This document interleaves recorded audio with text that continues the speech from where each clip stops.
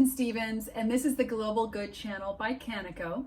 At the Canico Agency, we help nonprofits with sustainability, with growing revenue, with increasing donations, building strong boards, and being excellent in their program and service delivery.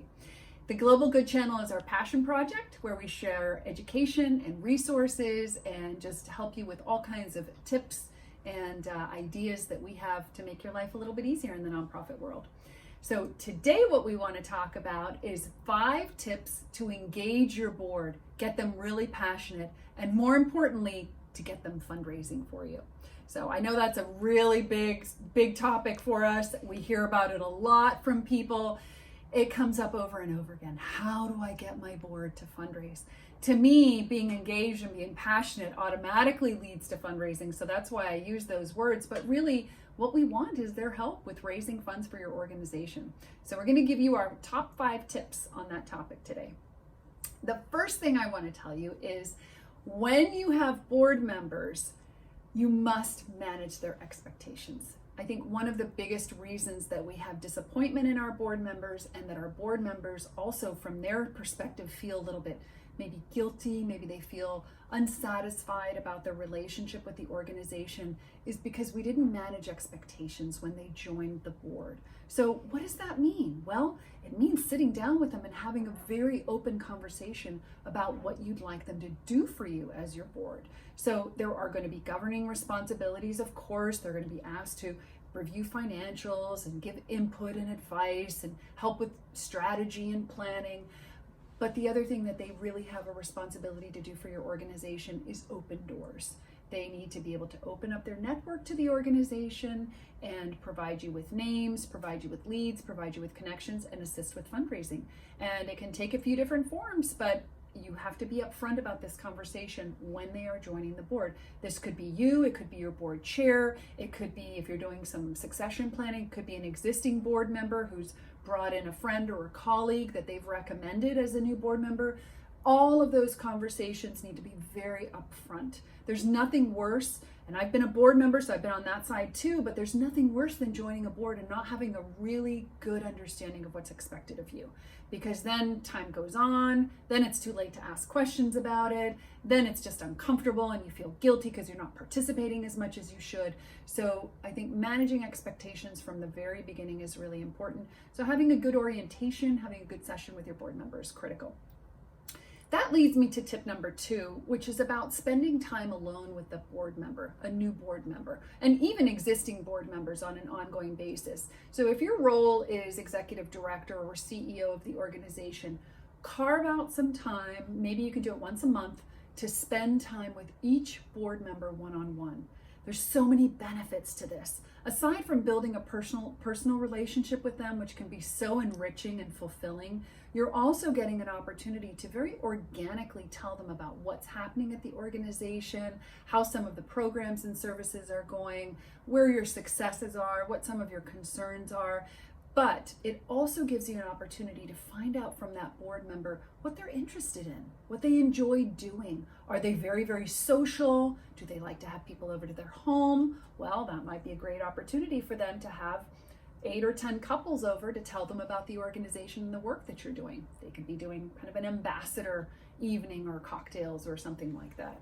So those one-on-one sessions are really, really important. Finding out about their interests and their passions, whether it's children, whether, whatever the case may be, whether they've given to other organizations, what their fundraising history might be, those are really important. So I'm a big fan of one-on-one sessions with board members. Go ahead and just get them on the calendar well ahead of time and enjoy a little bit of personal time with them. It's great for building relationships. All right, tip number 3. We want to focus on their comfort zone. So when you've had a little bit of time with them, as you get to know these board members, what we really want to do is think of things that they could be doing in the fundraising area that's a fit with them. It's a fit with their personality. And by the way, fundraising means everything from actually hosting an event to making individual asks with major donors, to writing thank you letters, to inviting potential donors and prospects to an event, and then sort of hosting them on a personal level. There's so many things board members can do. So really figure out what's a good fit for them. There are some board members that are willing to open up their network and their contacts to you, but maybe they don't want to be part of that solicitation process. That's okay. They could be part of the cultivation process, and then you or maybe the board chair could actually make the ask. There's so many different ways to do this, but I think the key is finding out what's in the comfort zone of that particular board member. So you need to have conversations for that. You need to really figure out what's going to make them feel good. There are a lot of board members that just like to be on a committee, and they'll provide support. They'll maybe write letters for corporate donors for an event, things like that. And then there are others that are going to step up in a really big way and make some major asks on your behalf. So it all depends on that board member though. And I think we can find a little slot for each one of them depending on what they like to do. All right, so that was number 3. Number 4, prepare them properly. What do we mean by this? Well, if you're going to send them to meet with a prospective donor, make sure they have everything they need. Do they need some stats on the organization? Do they need to have an updated budget in their mind? Do they need to know what the financial goal is for the year? But make sure that they're well prepared. Do they even understand the mission statement? Maybe they need a little cheat sheet. That's fine. Maybe there's a brochure on the organization they could have with them and they can kind of use that. Sometimes it's uncomfortable having a conversation with a prospect if you don't have something you can kind of show them or, point to. So whatever it is that your board member needs, preparing them properly is the most important way for them to really set them up for success. So find out what their needs are, find out what they feel is going to put them in a good position to make an ask or to help you with some of your fundraising efforts, your development efforts, and give them some preparation. Sometimes it can be even role play, right? Role play can help. Maybe they want to sit with you and just pretend that they're a prospective donor and they're asking like some probing questions about the programming and how have you handled this since the pandemic has begun, or what are you seeing, are your numbers dropping off? So maybe some role playing would help. So that's another suggestion. All right, so that was preparing them. Number 5 is our last tip on how to really get your board passionate and engaged and fundraising. And I would say that this really pertains to board meetings. This is when we have all of our board members together in a room. We want to keep things light. We want to be able to have dialogue and have conversation and brainstorm and have ideas. What we don't want is such a formal, stiff environment that board members kind of shut down. They don't want to say anything. They're afraid of ridicule. They don't know the history. Did we already try this before? You want to encourage a lot of communication and a lot of dialogue. One good way to do that is to start your board meeting off with a mission moment, where you talk about maybe one of the board members talks about what even brought them to the organization in the first place, what they love about the organization, why they enjoy being a board member. That's a good way to do it. Maybe you could just give even a little testimonial from a participant or a beneficiary of your services, what their experience has been like. I find that having a mission moment kind of brings us back to center and reminds us why we're all here. Why do we care so much about this organization? Why is it so important to fundraise for this organization? I mean, that's critical.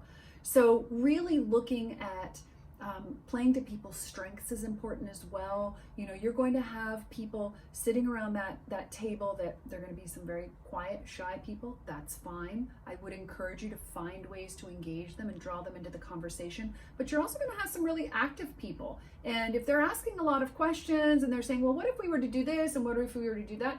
That sounds to me like someone who's willing to maybe lead a committee or maybe willing to lead an effort. So really look at everyone's strengths and find ways to play to those to bring out the best in your board.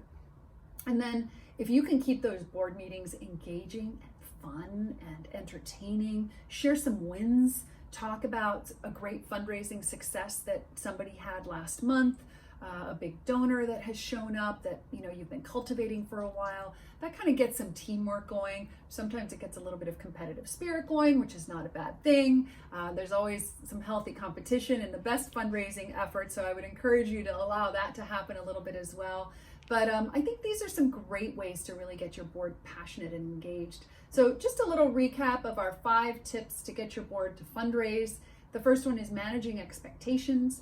The second one is having some one-on-one sessions with them. The third one is focusing on their comfort zone. Number 4 is preparing them properly, making sure they feel really good about this.